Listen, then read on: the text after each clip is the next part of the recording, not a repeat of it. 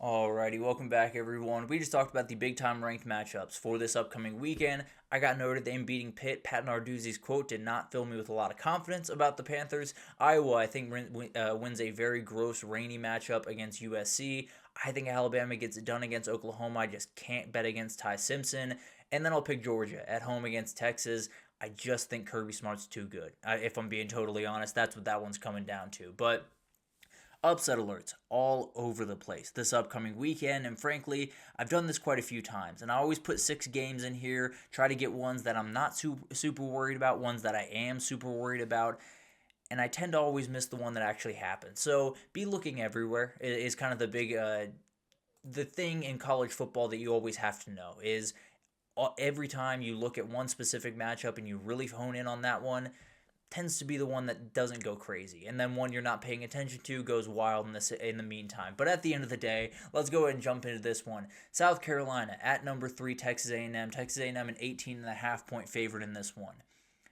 There's a couple of things at play here, and I'm really overall not super worried about this one. Maybe a 3 out of 10 on the upset meter, but there's a couple of things that could happen here. One, A&M is kind of in a really, really good spot. For the first time in a while, they have wiggle room, which is a crazy thing to be talking about Texas A&M and wiggle room, but they do. Does that create some type of complacency? And the other part of it is, I get it. Lenore Sellers has not had his best season. Lenore Sellers has played poor football in a lot of different ways, and I'm sure he would be the first person to tell you that. He's got a special performance in him. That's too good of an athlete. That's too good of a guy. That's too good of a football player to not have one of these performances in him. I'm not saying it's going to be against A&M. I'm not saying it's even going to happen this year. I'm just saying it is always in the cards for Lenora Sellers to go for 400 yards, run all over a defense, and go for 4 touchdowns, and that be the story of the game.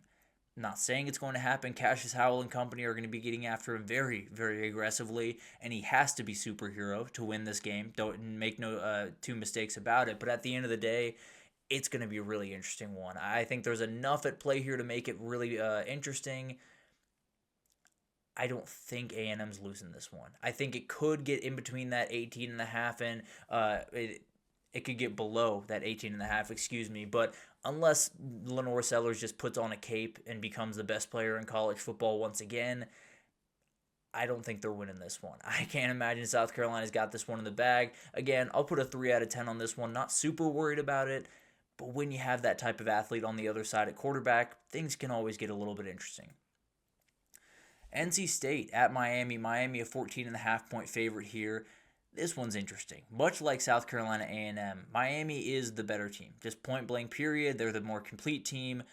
But CJ Bailey has that little bit of the thing where we saw it against Georgia Tech a couple of weeks ago.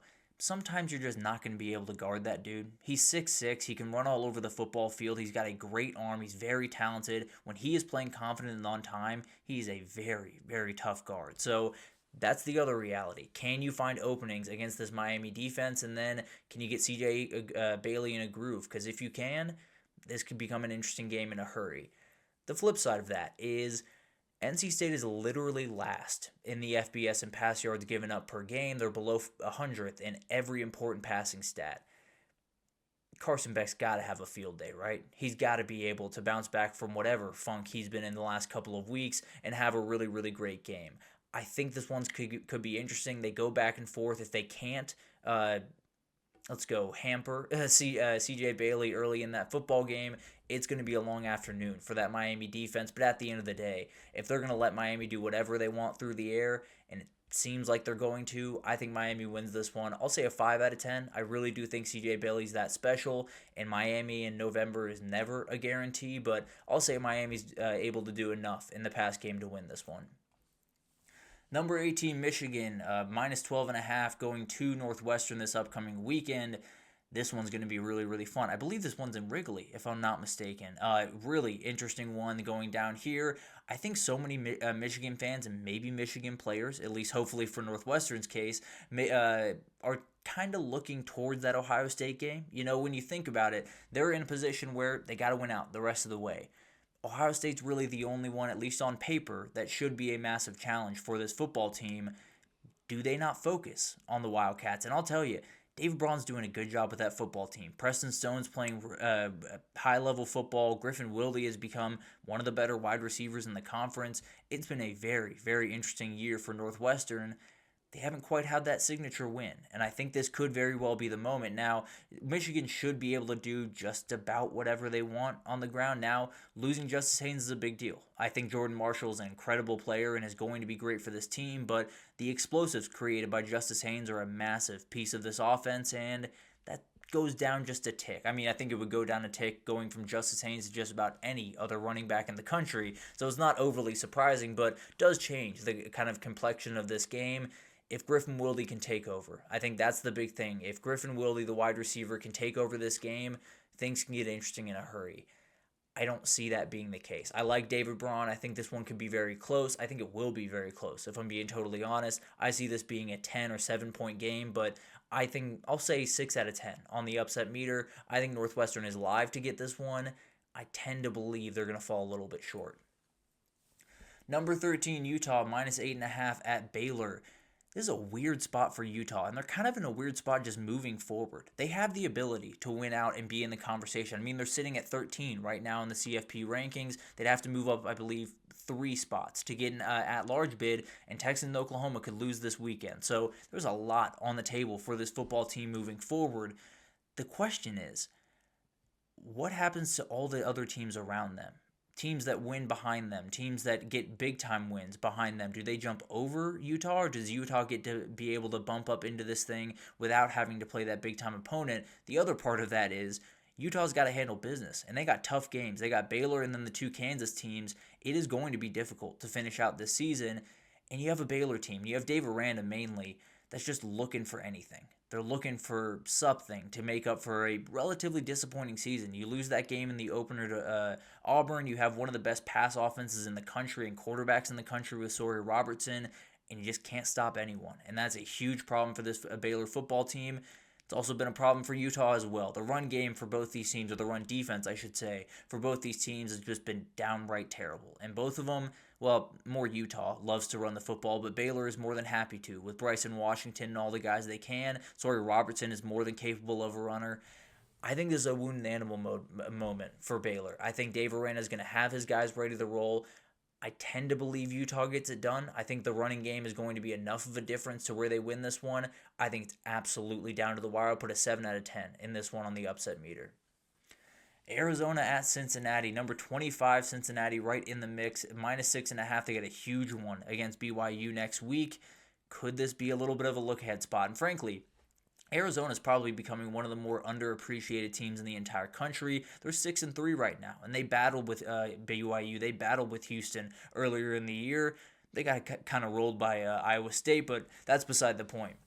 Cincinnati, they're looking at a Big 12 title. That's what they want to get. They got to be able to win this game and then get a BYU win.